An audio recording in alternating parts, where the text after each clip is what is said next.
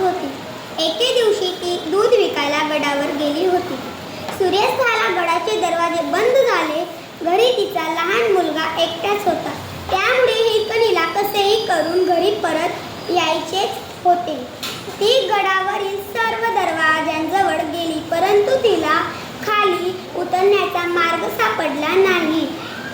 शेवटी एका उंच तुटलेल्या कड्यांवरून ती खाली उतरली. खाली उतरताना तिचे कपडे फाटले, शरीरावर जखमा झाल्या, परंतु बाळाच्या ओढीने ती संकटावर मात करून घरी आली. शिवाजी महाराजांना ही गोष्ट माहीत झाली.